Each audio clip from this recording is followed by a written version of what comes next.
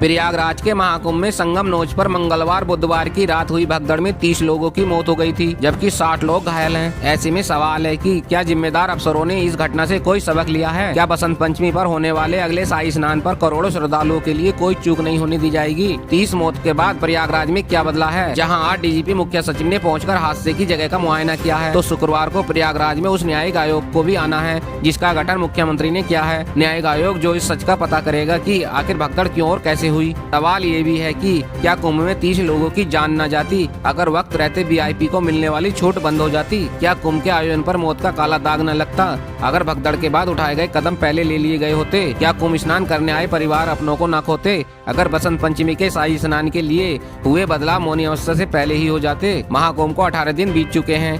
29 करोड़ से ज्यादा लोग महाकुंभ में डुबकी लगा चुके हैं। मौनी अमावस्या के भगदड़ के अगले दिन यानी गुरुवार को ही 2.25 करोड़ लोग शाम 4 बजे तक डुबकी लगा चुके हैं। एक भीड़ मौनी अमावस्या पर थी, अब करोड़ों लोग बसंत पंचमी पर जुट सकते हैं। लेकिन महाकुंभ की जिम्मेदारी संभाल रहे लोगों की नींद तब टूटी है जब मौनी अमावस्या की रात भगदड़ में 30 मौत हो गयी। महाकुंभ में व्यवस्थाओं की जिम्मेदारी निभाते रहे लोगों की लापरवाही की छाया अगले शाही स्नान पर न पड़े, इसलिए मुख्यमंत्री के आदेश पर लखनऊ से मुख्य सचिव मनोज सिंह और डीजीपी प्रशांत कुमार संगम के किनारे उसी जगह पहुंचे जहां मंगलवार बुधवार रात मौत की चीख पुकार मची। भगदड़ वाली जगह पर स्थित पुलिस के वॉच टावर पर मुख्य सचिव और डीजीपी दोनों ने चढ़कर मुआयना किया। इसके साथ ही 5 अहम बदलाव किए गए हैं। नंबर 1, मेला क्षेत्र पूरी तरह नो व्हीकल जोन, सभी प्रकार के वाहनों के प्रवेश पर प्रतिबंध। नंबर 2, वीआईपी पास हुए रद्द, किसी भी विशेष पास के जरिए वाहन को प्रवेश नहीं मिलेगा। नंबर 3, रास्ते किए गए वन वे, श्रद्धालुओं के सुगम आवागमन के लिए एक तरफा मार्ग व्यवस्था लागू। नंबर 4, वाहनों की एंट्री पर रोक, प्रयागराज से सटे जिलों से आने वाले वाहनों को जिले की सीमा पर रोका जा रहा है। नंबर 5, 4 फरवरी तक सख्त प्रतिबंध,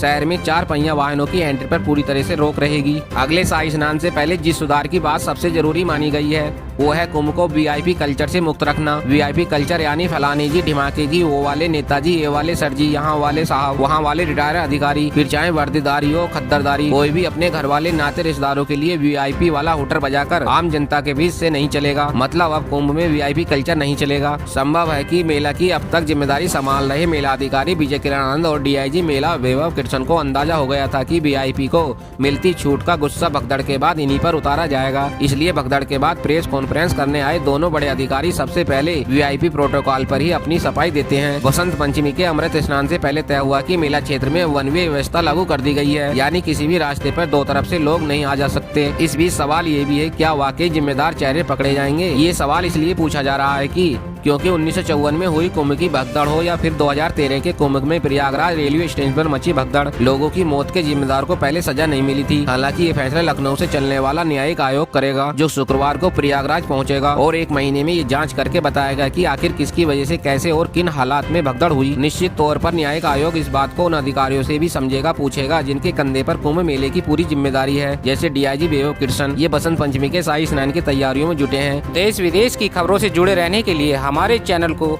लाइक करें, सब्सक्राइब करें और कमेंट्स करें।